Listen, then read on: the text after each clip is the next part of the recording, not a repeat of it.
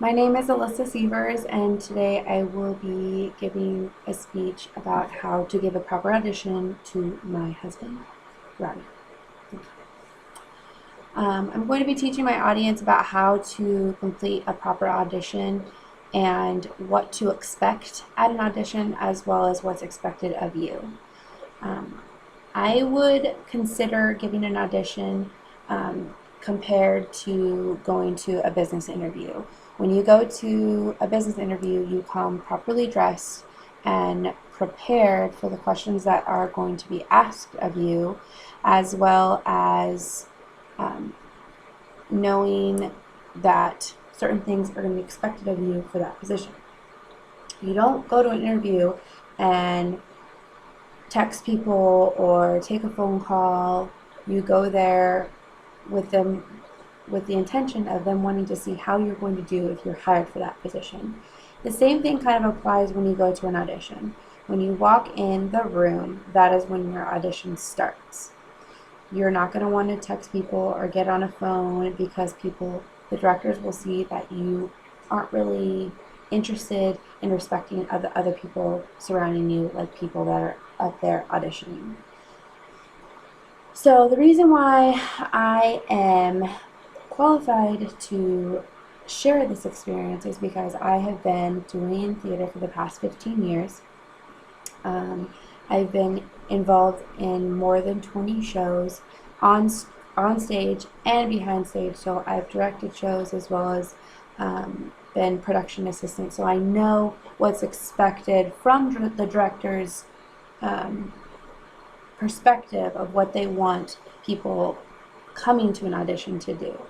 So that is what we're going to be learning today. So the first step, we're going to want to make sure that we show up to an audition with everything that we need, physically prepared, and everything that we'll need to complete the audition.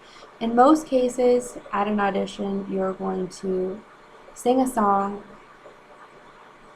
act out a scene from the show, as well as sometimes there's a dance audition. So you're going to want to come with comfortable clothes, dance shoes, sheet music, and you're going to want to come stretched as well as vocally prepared, vocally warmed up. So when you enter the location, like I said before, you're going to want to walk in with confidence and with your head in the game, and your audition starts the second you walk in the door. The director is going to look at everything that you do from the second that you walk in the door until the second that you walk out.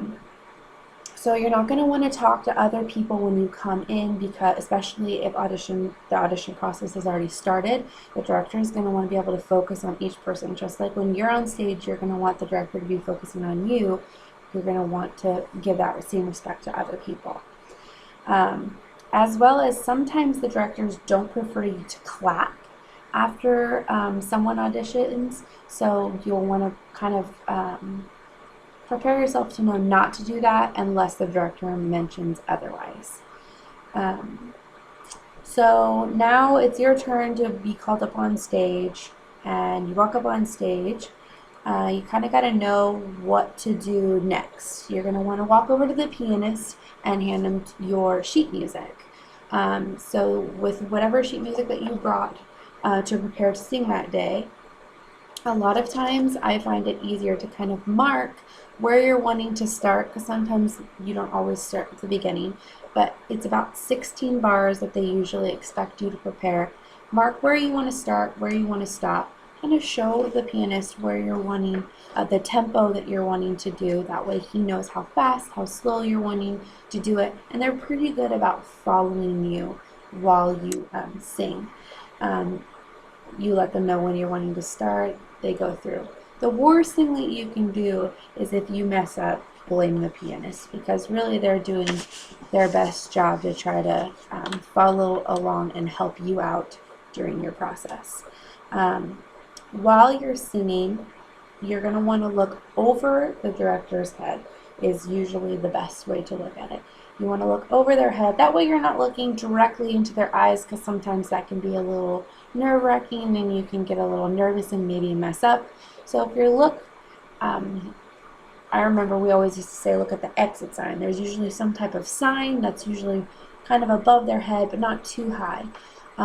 Also, you want to have some type of expression on your face. So if you're singing a sad song, try to relate that type of expression. If you're singing a happy song, try to be happy, smile with your eyes, keep your eyes big. The next thing that you're going to want to do after you complete your song is go back, get your sheet music, thank the pianist, also thank the director, and then go to sit down and wait for the next part of the audition, which is usually the part where you sing a song.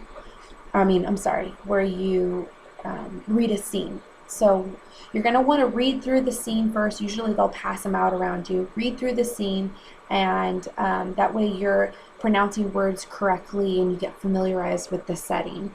They'll call you up onto the stage. You'll read the scene out loud. Again, sometimes you mess up, but you just start over, take a deep breath, and try not to rush through it because you're wanting to show them that you can sing or you can act.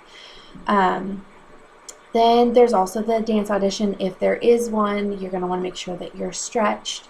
You have a change of clothes and shoes for the audition, and then just follow the choreographer. So basically, these are all the things that you need to know for an audition. Obviously, after you're done with the audition, you're going to want to wait patiently for callbacks and then for the final cast list to be posted. These are great things to remember if you're wanting to do an audition. Being involved with local community theater is a great way to get out and meet friends and just have a great time entertaining your local community. So the next time you see an audition be posted around, now you'll know what to expect from a director as well as the tools you'll need to complete the audition process correctly. Thank you.